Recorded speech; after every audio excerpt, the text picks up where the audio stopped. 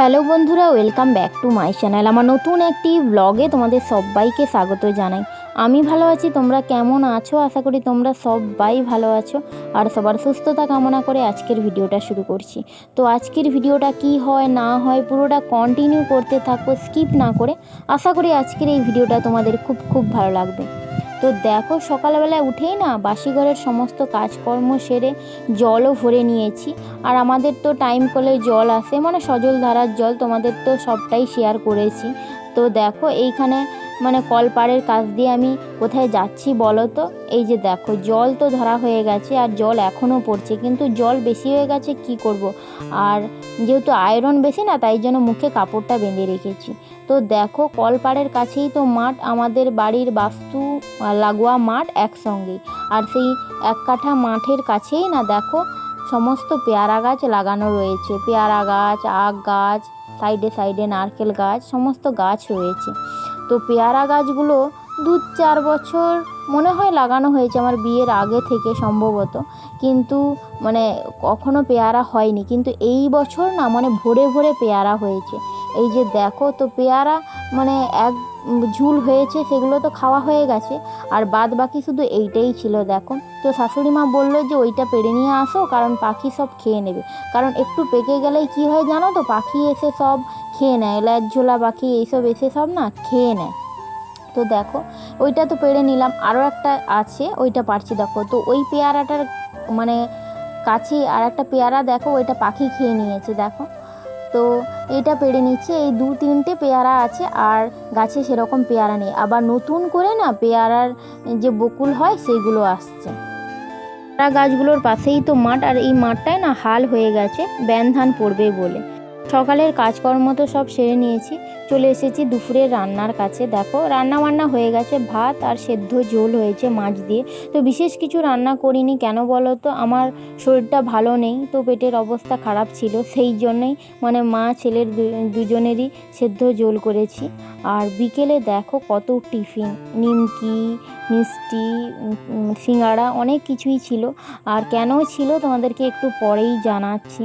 তো সকালবেলা তো ওয়েদারটা খুবই ভালো ছিল, কিন্তু বিকেলবেলায় না দেখো মানে মেঘ গুড়গুড়িয়ে এসে বৃষ্টি দিল।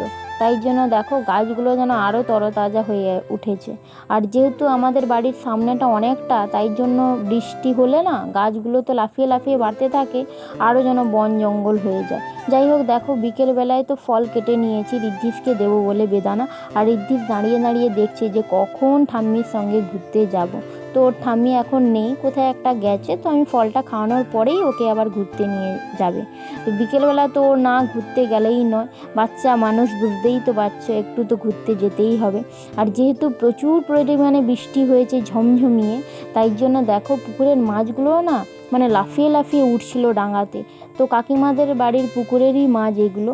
তো কাকিমা মানে জাল দিয়ে এই সমস্ত ধরেছে দেখো। তো সেইখান থেকে আমাদেরকে দিয়েছে। তো যেহেতু শাশুড়ি বৌমা খাবো, আমাদের তো বেশি লাগবে না, তাই এক বাটি দিয়েছে। আর খুব বেশি যে পড়েছে এমনটাও নয়। দেখো এই পুঁটি মাছগুলো না ধরেছে, তো এইগুলোকে ছাড়িয়ে রাতে রেখে দিয়েছি। আর সন্ধ্যাবেলায় দেখো, সন্ধ্যা দিয়ে রেডি হয়ে বেরিয়ে পড়েছি একটা জায়গায় যাব বলে। কোথায় যাব বলো তো? একটা বউ ভাতের অনুষ্ঠানে। তো বউ ভাত রাত্রেই হচ্ছে, আজকের বিয়ে, আজকেরই বউ ভাত, আজকেই সমস্ত কিছু। তো যেহেতু পাড়ার নিমন্ত্রণ, তাই জন্য যে খুব যে সাজা গোজা, খুব যে আড়ম্বর এরকমটা নয়। আর গ্রামাঞ্চলের বিয়ে মানেই তো বুঝতে পারছো যে এত আড়ম্বর, এত সাজসজ্জা থাকে না। আর যেহেতু গ্রামে বাড়ির কাছে, আর জল কাদা হয়ে গেছে বৃষ্টি, সেই জন্য মানে সাজগোজ কেউ করেনি। আর একই দিনে সব কিছু, তাই জন্য। তো দেখো একজনের বাড়ির কাছ দিয়েই যাচ্ছি, আর এই যে দেখো চলে এসেছি। আর দেখো বউকে দেখো, নতুন বউকে। তো বউর কাছে বসেছে শাশুড়ি মা, মানে আমার কাকিমা হবে। আর এই যে আমার শাশুড়ি মা ঋদ্ধিকে নিয়ে দাঁড়িয়ে আছে, আর এই দিকে দেখো নতুন বউ। তো এইটা হচ্ছে আমার এক দেওরের বিয়ে হয়েছে। তো সেই দেওরের বাড়িতেই প্রথমবার আমি এলাম। তো বরবাবু তো আসার কথা ছিল, কিন্তু কাজের জন্য না আসতে পারেনি, এত কাজের চাপ, সেই কারণে আসতে পারেনি। তো দেখো, আর গ্রামের বিয়ে কেমন হয় না হয় তোমাদেরকে সবটাই আমি পরে দেখাবো, যদি কখনো সেরকম বিয়ের অনুষ্ঠানে আমি যাই। তো দেখো, তো এটা বউ ভাত রাতে, আর সকালে বিয়ে হয়েছে। রেজিস্ট্রি ম্যারেজ বিয়ে, আনুষ্ঠানিক বা সোশ্যাল ম্যারেজ যে রাতে হয় সেইগুলো নয়। আর গ্রামের বিয়ে যেহেতু, তাই জন্য এত আড়ম্বর সাজসজ্জা মানে ফুল এইসব কিছু নেই। তো দেখো সাধারণ পরিবারেই মানে যেরকম বিয়ে হয় সেরকম হয়েছে।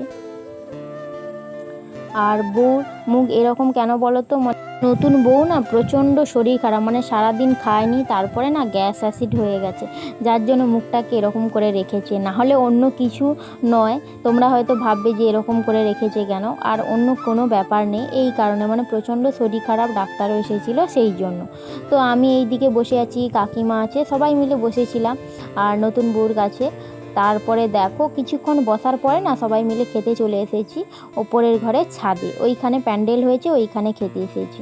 তো দেখো আমার যেহেতু পেটের অবস্থা ভালো নয়, সকালবেলা তো সেদ্ধ ঝোল ভাত খেয়েছি, তো রাতে তো আর এসব কিছু খাবো না, তাই জন্য দেখো আমি মানে বিশেষ কিছু নিইনি, মানে তরি তরকারি যা হয় ওগুলো কিছুই নিইনি, জাস্ট আলু ভাজা ভাত এইগুলো দিয়েই খেয়েছি। তো আমার শাশুড়ি মা বলছিল যে টুকটাক কিছু খেয়ে নাও, দিয়ে জল খেয়ে নেবে বেশি করে। আমি বলছি না না, তাই জন্য আমি মানে সব কিছু খাইনি।